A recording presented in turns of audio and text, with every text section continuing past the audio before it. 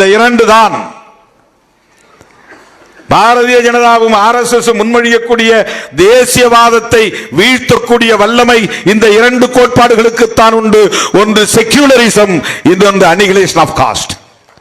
சாதி ஒழிப்பும் மதச்சார்பின்மையும் தான் இங்கே மதசார்பற்ற சமத்துவ இந்தியாவை உருவாக்க முடியும். மதசார்பற்ற என்ற கோட்பாடு உயிர்ப்போடு இருந்தால்தான் சாதியற்ற என்ற சமூகத்தை கட்டமைக்க முடியும். மத சார்பு என்றால் சாதி வந்துவிடும். சாதி வந்தால் சாதி பெருமை, சாதி இழிவு நிலைத்து நிற்கும். இங்கே தமிழ் தேசியம் பேசுகிறவர்கள் சாதி பெருமையை பேசுகிறார்கள், அதை குடிப்பெருமை என்று மாற்றி சொல்லுகிறார்கள். எப்படி அது இந்துத்துவ தேசியவாதத்தை எதிர்க்கும்? அகில இந்திய தேசியவாதமாக பாரதிய ஜனதாவால் முன்வைக்கப்படக்கூடிய அந்த மதவழி தேசியவாதத்தை எப்படி இவர்கள் பேசுகிற தேசியவாதத்தால் எதிர்த்து வீழ்த்த முடியும்? சாதி வாழ்கை என்பவனால், சாதி பெருமை பேசக்கூடியவனால், குடிப்பெருமை பேசக்கூடியவனால், பிறமொழி பேசக்கூடியவர்களின் மீது வெறுப்பை உமிழ்வதனால், தெலுங்கன் தமிழன் என்று பாகுபடுத்துவதனால் தமிழ் தேசியம் வளர்ச்சி அடையாது. தமிழ் தேசியம் இங்கே வளர்ச்சி அடைய வேண்டுமானால் மதச்சார்பின்மையும் வேண்டும், சாதி ஒழிப்பும் வேண்டும்.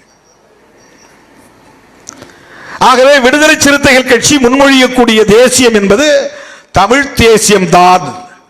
இது வெறும் மொழி உணர்வையும் இன உணர்வையும் முன்னிறுத்தக்கூடிய ஒரு தேசியவாதம் இல்லை. பாரதிய ஜனதா, RSS போன்ற அமைப்புகள் முன்வைக்கக்கூடிய மதவாதத்தை எதிர்க்கிற தேசியம், சாதியவாதத்தை எதிர்க்கிற தேசியம், குறிப்பிட்ட ஒன்றிய அரசுக்கு அதிகாரங்களை குவிக்கிற அந்த நடைமுறையை எதிர்க்கிற தேசியம். ஆகவேதான் இரண்டு கூறுகளை நாம் பேசும் தமிழ் தேசியத்தின் கூறுகளாக முன்வைக்கிறோம். ஒன்று சாதி ஒழிப்பு, அதற்குள்ள மதசார்பின்மை வந்து விடுகிறது. அதற்குள்ளே இந்துத்துவ எதிர்ப்பு என்பது வந்து விடுகிறது. அதற்குள்ளே பாகுபாடு எதிர்ப்பு என்பது வந்து விடுகிறது. அதற்குள்ளே ஆணாதிக்க எதிர்ப்பு என்பது வந்துவிடும். பாகுபாடு எதிர்ப்பு வந்தாலே பெண்ணியம் மேலோங்குகிறது, ஆணாதிக்கம் கூடாது என்பது.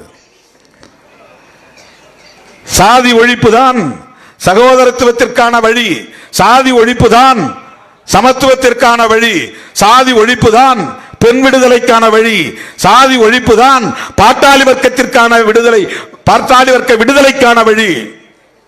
மொத்தத்தில் சாதி ஒழிப்பு. இரண்டாவது, டெல்லியிலே அதிகாரம் குவியக்கூடாது, நீட்டு எதிர்ப்பு என்பதும் தமிழ் தேசியம் தான், மொழிவழி தேசியம் தான். இந்த மையத்தில் அதிகாரத்தை குவிக்க கூடாது, மாநில அரசுகளுக்கு தன்னாட்சி அதிகாரத்தை தர வேண்டும், அதுதான் மாநில சுயாட்சி, ஸ்டேட் அட்டானமி. ஆகவே விடுதலை சிறுத்தைகள் கட்சி பேசுகிற தமிழ் தேசியம் என்பது சாதி அற்ற, மத சார்பற்ற, தன்னாட்சி அதிகாரம் உள்ள மாநில அரசுகளை கொண்ட, கூட்டாட்சி தத்துவத்துடன் இயங்குகிற ஒன்றிய அரசை பெற்ற சமத்துவ இந்தியா. புரட்சியாளர் அம்பேத்கர் கண்ட கனவை உயர்த்தி பிடிக்கிற சமத்துவ இந்தியா. நாம் பேசக்கூடிய தமிழ் தேசியத்திற்குள் இவ்வளவு விஷயங்கள் அடங்கியிருக்கிறது, இவ்வளவு கருத்தியல் அடங்கியிருக்கிறது. நான் தமிழன் என்பதனாலேயே தமிழ் தேசியத்தை நான் பேசவில்லை, சமத்துவத்தை விரும்புவதனால் தமிழ் தேசியம் பேசுகிறேன். சாதி ஒழிப்பை இலக்காக கொண்டிருப்பதனால் தமிழ் தேசியத்தை பேசுகிறேன்.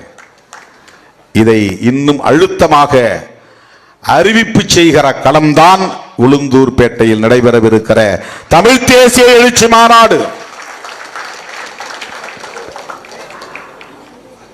விடுதலை சிறுத்தைகள் கருத்தியல் போராளிகள் என்பதை உறுதிப்படுத்துகிற களம், தமிழ் தேசியத்தை தலைமை தாங்குகிற ஆற்றல் வாய்ந்தவர்கள் விடுதலை சிறுத்தைகள் தான் என்பதை உறுதிப்படுத்துவதற்கான மாநாடு. என் உயிரின் உயிரான விடுதலை சிறுத்தைகளே, இன்றைக்கு இந்த அரங்கு நிறைந்து வருகை தந்து சிறப்பித்துக் கொண்டிருக்கிற நீங்கள் அனைவரும் லட்சக்கணக்கான சிறுத்தைகளோடு உளுந்தூர்பேட்டையில் வந்து பங்கேற்க வேண்டும் என்கிற அழைப்பை விடுத்து முடிக்கிறேன். நன்றி, வணக்கம். சாதியத்தை வேறெடுப்போம், தமிழ் தேசியத்தை வென்றெடுப்போம்.